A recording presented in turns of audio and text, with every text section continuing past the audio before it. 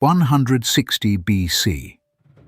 Liu Xian, the crown prince of the king of Wu, traveled thousands of miles to Chang'an to attend the imperial court and pay respects to Emperor Wen of Han on behalf of his father. The king of Wu was the son of Liu Bang's elder brother, making him the first cousin of Emperor Wen. After exchanging pleasantries, the emperor arranged for Liu Xian to meet his own cousin, Liu Qi, the crown prince of the Han Empire. Following the fashion of the time, the two young men engaged in a board game known as Liubo. In that era, this was not merely a game of chance, but a sophisticated entertainment imbued with social and competitive attributes. Spoiled in the Wu state, Liu Xian was fiercely headstrong and arrogant. In the heat of the game, he spoke insolently to Crown Prince Liu Qi. Youthful, impetuous, and fiercely proud, Liu Qi lost his temper in that instant. He grabbed the heavy wooden Liubo board and smashed it violently into Liu Xian's head. Tragedy struck. Liu Xian was killed on the spot. The crown prince of the Han Empire had accidentally slain the crown prince of Wu. This was not merely a fatal squabble between noble scions, it instantly escalated into a political crisis of the highest magnitude for the empire. To pacify the situation, Emperor Wen sent Liu Xian's corpse back to the Wu state for burial. However, to Liu Pi, who had just lost his beloved son, this was a naked insult. He rejected the imperial court's arrangement, leaving behind a response seething with hatred. Under heaven, we are of one blood. If he died in Chang'an, bury him in Chang'an. Why send him back to Wu? He then resolutely sent his son's corpse right back to the capital. From that day forth, Liu Pi never set foot in Chang'an again. He feigned illness and refused to attend the imperial court for 30 years, silently accumulating power in the misty rains of the southeast, waiting for the perfect moment for his vengeance. Later, when the king of Wu sent an envoy to attend the autumn audience on his behalf, Emperor Wen inquired about him again. Consequently, Emperor Wen bestowed upon the king of Wu a small table and a walking stick, symbols of respect for the elderly, excusing him from future court attendances out of consideration for his age. The king of Wu was thus pardoned. The political climate of the Han Empire seemed to return to a state of tranquility. On the surface, Liu Qi's moment of impulsiveness strongly resembles the opening act of a Shakespearean tragedy, a minor offense sowing the seeds for the destruction of a family and an empire. Such examples find countless echoes in the Western world. In 1026 AD, at the zenith of the Emperor of the North Sea, Knut the Great's rule over England and Denmark. The then regent of Denmark, Earl Ulf, was not only Knut's brother-in-law, but also the man who had saved the emperor's life at the Battle of the Helgeo. Yet, because he had secretly plotted treason, he was deeply suspected by Knut, making their relationship extremely tense. Following a banquet, the two engaged in a game of chess. Knut, having made a bad move, aggressively demanded to take it back. Ulf, headstrong and proud of his merits, flatly refused and, in a fit of anger, knocked over the chessboard and left the room. Humiliated and enraged, Knut roared at his back, "Are you fleeing, you coward?" Ulf immediately fired back, bringing up the humiliating memory of Knut's prior defeat, when he was hunted and only survived thanks to Ulf's rescue. This insult completely ignited Knut's murderous intent. The next morning, defying religious taboos, Knut ordered his housecarls to pursue Ulf to St. Lucius Church, brutally assassinating him as he hid before the altar seeking divine sanctuary. Whether in the East or the West, history has proven countless times that the personal grudges and political calculations of rulers often alter the trajectory of nations and even entire civilizations in unexpected ways. Yet, setting aside these coincidences, We must recognize that behind the tragedy of 160 BC lay a profound struggle between the central authority and local powers, between the imperial house and its collateral branches. And this struggle had only just begun, destined to endure for millennia. Let us shift our gaze from the imperial court to the vast expanse of China at the time. The Han Empire was not a highly centralized monolithic entity. Rather, it functioned more like a federation composed of a central government and multiple semi-autonomous kingdoms. At the dawn of the dynasty, the founding emperor Liu Bang distributed fiefdoms to his sons and brothers to stabilize the realm, hoping these royal kin would serve as a protective shield for the central authority. Decades later, however, the power of these kingdoms had swollen to alarming proportions. Combined, the vassal kingdoms controlled over 20 commanderies, whereas the central government directly administered a mere 15. The royal vassals grew increasingly formidable, resenting being manipulated by the centralizing authority and opposing the imperial court at every turn. This was especially true of the Wu state in the south. Situated near the southeastern coast, it possessed abundant copper mines and salt flats. In that era, copper meant the power to mint coinage, while salt was an absolute necessity for life. The monopoly over these two resources allowed the King of Wu to accumulate wealth rivaling the state itself. Not only was he exempt from remitting taxes to the central government, but he could even distribute subsidies to the commoners within his domain. This complete economic independence gradually transformed the Wu state into a state within a state. When the news of the crown prince's death reached Wu, King Liu Pi's fury was imaginable. He was a resilient, battle-hardened veteran of the founding wars. Amidst the misty rains of the south, he silently managed his kingdom, recruiting displaced refugees, expanding his military arsenal, and waiting for his moment of vengeance. He was like a wounded old lion, licking his wounds in the dark while sharpening his fangs and claws. Faced with this near-public defiance, Emperor Wen, the supreme ruler at the time, opted for the policy we described earlier, one of extreme restraint and almost subservient appeasement. Renowned in Chinese history for his benevolence and frugality, Emperor Wen profoundly understood that if he resorted to military force, the common people who had just recovered from the ravages of the late Qin Wars would once again be plunged into an abyss of suffering. Yet, this peace existed only on paper. In the court of Chang'an, officials anxiously eyed the maps of the south. They knew that these powerful vassal kings were like malignant tumors within the body politic. If not excised soon, they would eventually devour the empire. Meanwhile, in the territories of Wu, the clamor of iron smelting and coin minting echoed day and night. While Emperor Wen's benevolence temporarily postponed the conflict, it also afforded the vassal kings more time to amass power.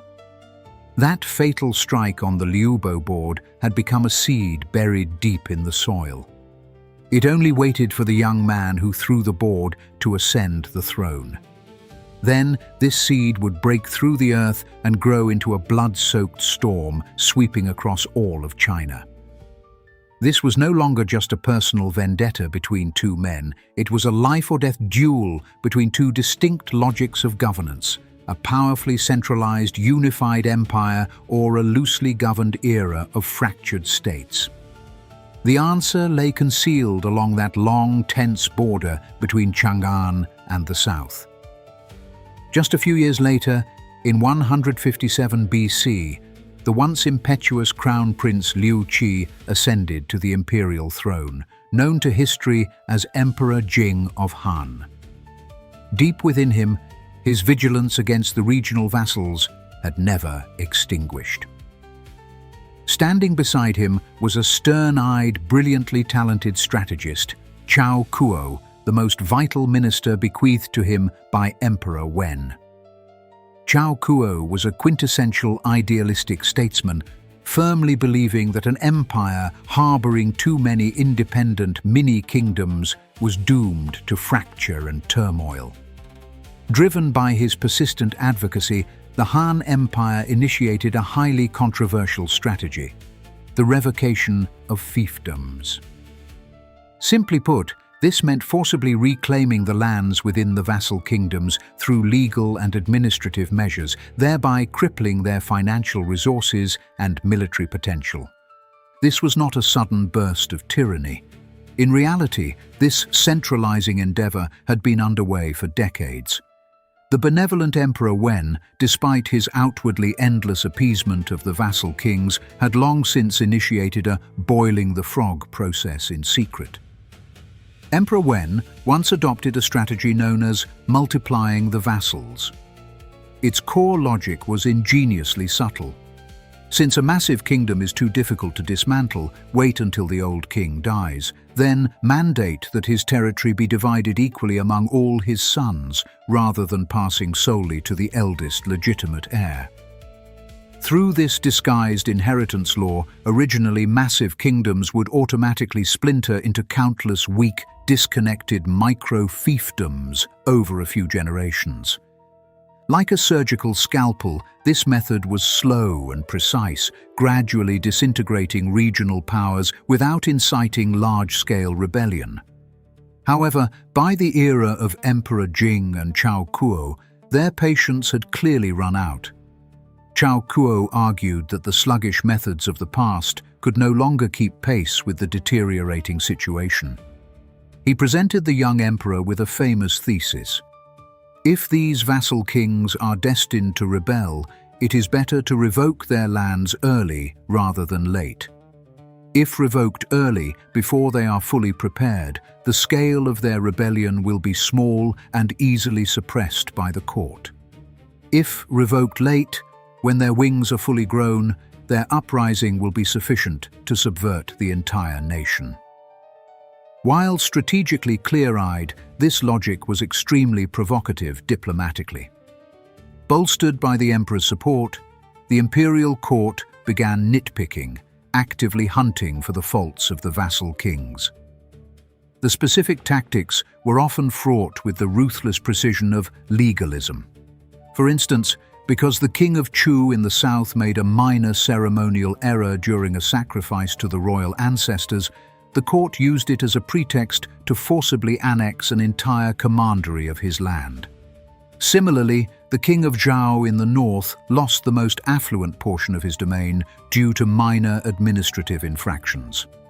The court no longer waited for natural generational transitions.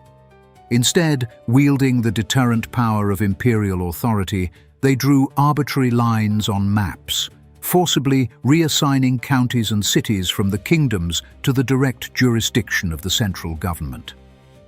For those vassals accustomed to reigning as independent lords in their own territories, this was no longer a gentle restriction, but naked expropriation.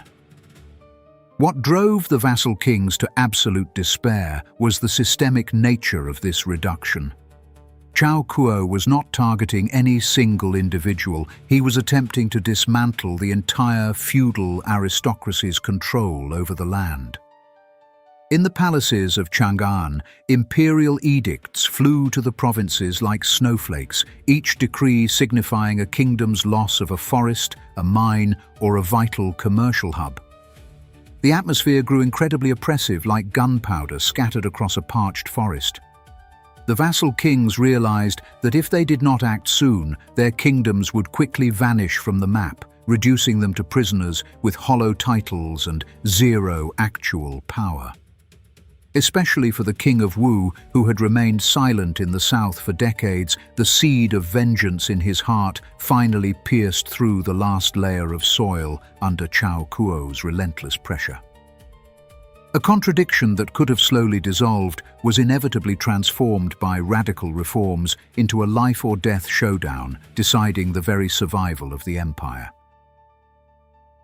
154 BC.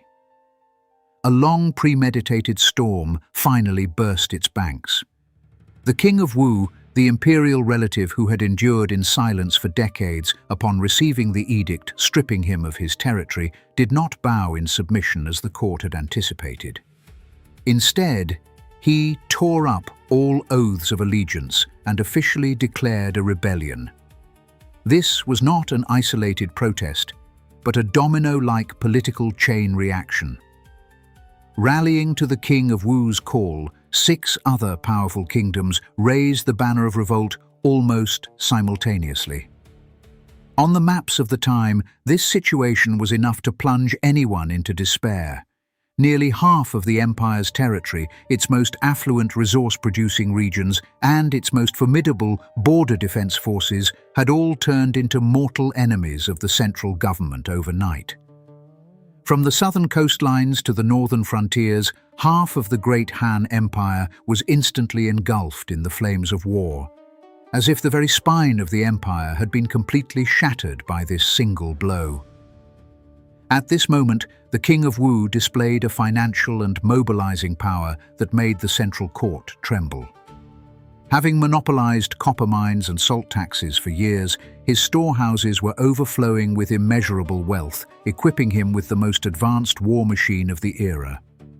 He made a bold promise to his entire army.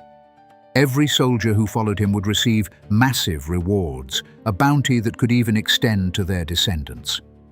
Lured by wealth and family honor, he swiftly assembled an elite force of over 200,000 men. These were not merely peasants fighting for survival, but a well-equipped, highly trained professional legion. They possessed the longest-range crossbows and the most impenetrable armor of the time, their morale soaring with the firm belief that they were about to forge a new dynasty. Combined with the other vassal states that joined his rebellion, the total rebel force reached an astonishing 500,000 men. In stark contrast, the central army in Chang'an, though nominally orthodox, appeared sluggish and unresponsive due to a prolonged era of peace.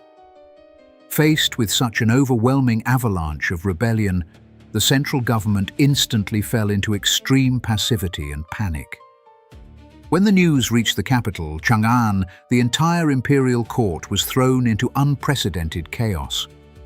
The young Emperor Jing of Han discovered that his most trusted mentor, who had proposed the revocation of fiefdoms theory, had not pacified the realm as expected, but had instead become the fuse that ignited the powder keg. The banner raised by the rebel army was highly deceptive.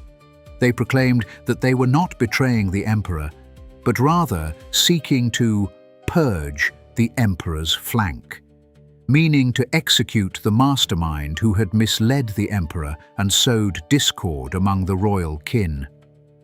This strategy forced the emperor into an agonizing moral trap. If he insisted on war, he would be admitting that he had been bewitched by a treacherous official and disregarded family ties. If he yielded, the dignity of imperial power would be entirely eradicated. Under immense military pressure and almost desperate passivity, an atmosphere of appeasement permeated the palaces of Chang'an. Ministers argued endlessly, and some even tearfully advised the emperor to sacrifice the reformer in exchange for the rebel army's retreat. Ultimately, under this suffocating pressure, the young emperor made a cowardly decision that would draw sighs of lamentation from later generations. To appease the fury of the vassal kings, he ordered the arrest of his most loyal strategist. That once ambitious statesman who had sought to reshape the empire was hastily executed on the streets of Chang'an before he even had time to change out of his court attire. This scene became the most ironic moment of the entire event. The ruler of a massive empire was actually attempting to wag his tail and beg for mercy from a besieging rebel army by killing his own best mind. However, the King of Wu and his allied forces did not halt their march due to their enemy's death. Sneering, they saw right through the court's vulnerability, realizing the emperor was in complete disarray. The rebel army continued to surge like a tidal wave into the central plains of the empire, aiming straight for Chang'an. At every mountain pass and strategic choke point of the Han Empire, the defending garrisons trembled. Watching the rebel banners slowly rising on the horizon, they seemingly witnessed the prelude to the collapse of a colossal dynasty that had only recently been established. At this moment, the Han Empire stood on the very brink of destruction. Chao Cuo, alongside Emperor Wen, had once driven the rapid recovery and development of the early Han economy with radical yet highly effective economic policies. He was the most crucial civilian minister Emperor Wen had bequeathed to his son. But the insufficiently seasoned Emperor Jing failed to withstand the pressure, killing the very guardian minister his father had left him. Who, then, could save the emperor and save the empire? In this moment of despair, Emperor Jing recalled another name left by his father on his deathbed, a military commander renowned for being rigid, ruthless, and even somewhat devoid of human warmth. This general hailed from an illustrious lineage. His father was one of the empire's founding meritocrats. And the most famous story about this general took place when he was merely a mid-level commander responsible for the capital's garrison. It was a snowy winter day, and the old emperor, Emperor Wen, was touring various military camps to inspect their readiness. When the other camps learned of the emperor's arrival, they were all thrown into a chaotic frenzy, with soldiers hastily putting on a show of peace and commanders rushing out of the gates in terrified reverence to welcome him. But when the imperial carriage arrived at the camp of Ziliu, where this general was stationed, they were met with a chilling, solemn silence and tightly sealed camp gates. The guards at the gates expressionlessly blocked the royal convoy. Even when the emperor's attendants shouted reprimands, the soldiers only replied coldly, "In the military camp, we only obey the orders of the general, not the edicts of the emperor." It was not until the general himself issued the command permitting entry that the gates slowly opened. What infuriated the accompanying officials even more was that this general even required the emperor's carriage to slow down, as galloping was strictly forbidden within the camp. This blatantly disrespectful behavior, which to outsiders bordered on treason, left the old emperor deeply moved upon his departure. He told his entourage that those generals who only knew how to flatter him would crumble at the first strike of a real war. Only a soldier like this, who treated discipline as his very life, could serve as the empire's ultimate shield. This general was Zhou Yafu, the second son of the early Han founding minister Zhou Bo. He was like an ancient sword buried deep in the earth, unadorned, yet possessing the resilience to snap any formidable foe. Now, this ancient sword was pulled from the dust of history by Emperor Jing and entrusted with the monumental task of saving the nation. At the moment he accepted the commander's seal, Zhou Yafu offered no grand heroic speeches, nor did he express excessive sympathy for the emperor's predicament. He remained the same cold realist, fully aware of what he was up against. His central army, though nominally representing the orthodox authority, was plagued by low morale and severe material shortages. Meanwhile, the enemy he faced was a ferocious legion of 500,000 men, flush with the wealth of southern mines and recruited with heavy gold. This was not merely a contest of troop numbers, but a collision of two entirely different philosophies of war.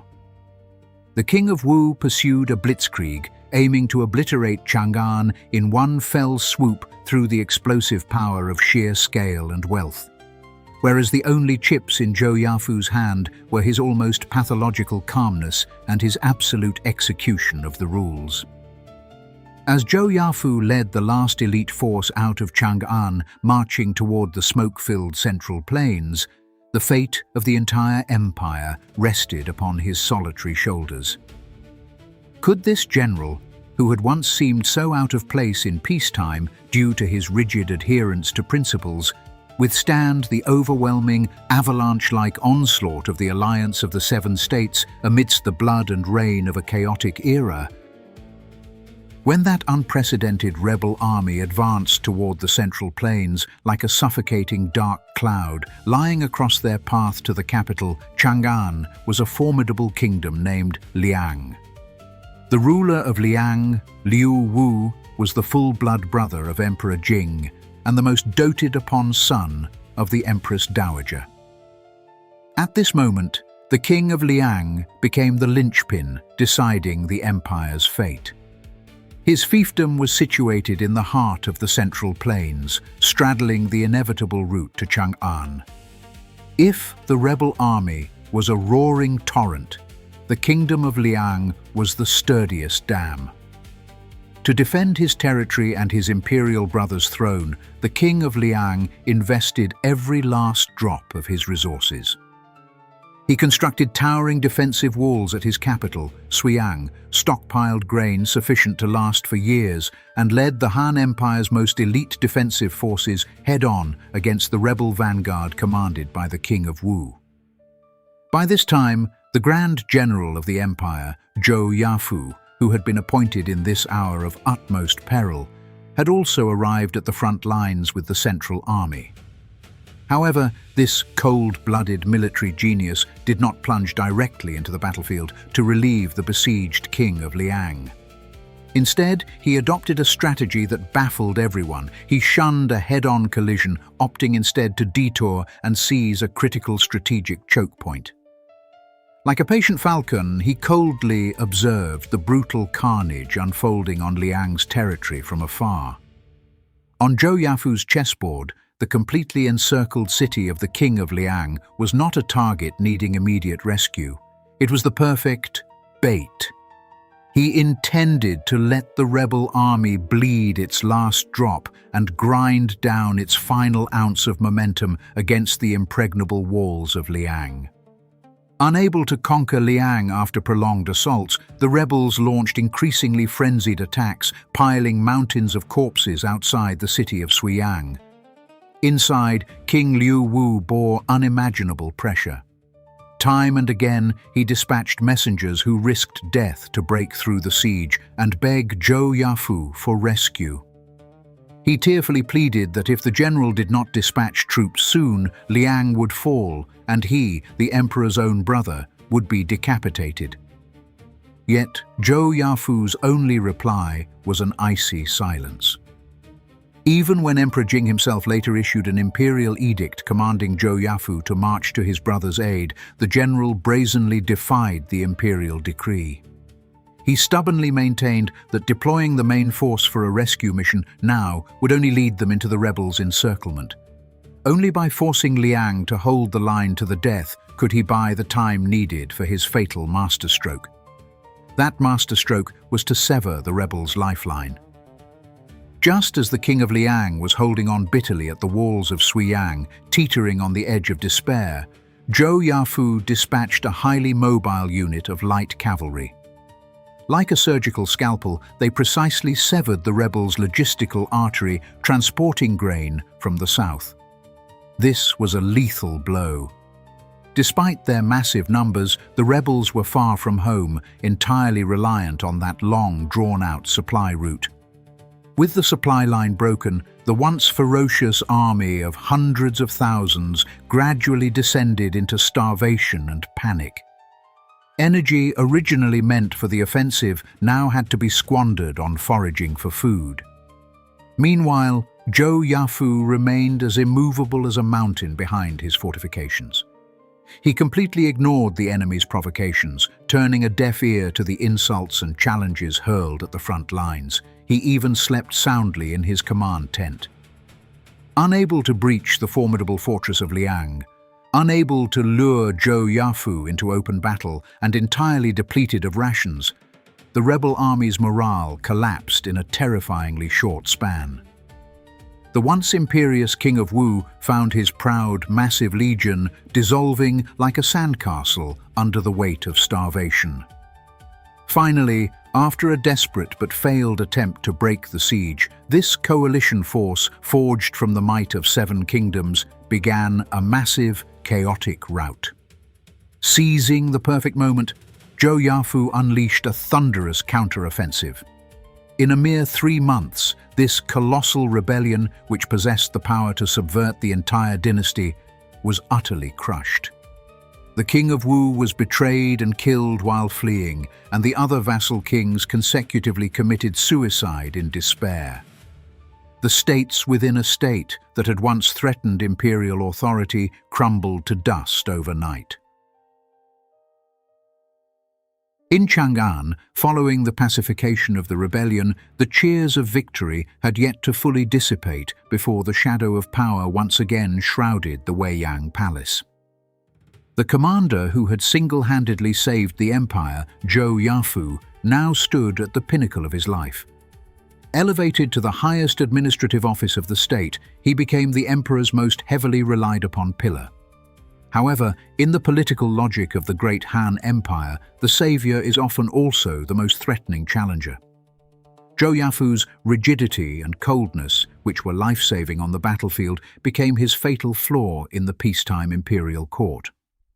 He remained as bluntly outspoken as he was at the camp of Zhiliu, daring to argue fiercely to the emperor's face even on highly sensitive family matters, such as the emperor's attempt to depose the current crown prince and establish a new heir. He did not realize that his self-proclaimed righteousness was draining, drop by drop, the emperor's last remnants of gratitude towards him. Meanwhile, King Liu Wu of Liang, who had nearly exhausted his entire fortune in the flames of war, ushered in the most glorious moment of his life. To compensate for the grievances his brother suffered during the siege of Suiyang, Emperor Jing bestowed upon the King of Liang unprecedented rewards. Not only did he receive countless gold and vast lands, but he was also granted the special privilege of using banners and honor guards reserved exclusively for the emperor. Whenever the King of Liang toured his domain, his grand procession was practically indistinguishable from that of the emperor in Chang'an. He launched massive construction projects across his territory, building magnificent gardens and recruiting scholars and poets from all over the realm. In the eyes of the world, this imperial brother was not only the hero who defended the nation, but also the undisputed second most powerful figure in the great Han Empire. Yet, hidden behind all this honor and favor was a dangerous promise made years ago, driven by alcohol and fraternal affection. It happened on a night before the rebellion broke out. At a family banquet, a slightly tipsy Emperor Jing looked at his brother and half-jokingly said to the Empress Dowager and the King of Liang, "After I pass away 100 years from now, I shall pass this magnificent empire to you, my brother."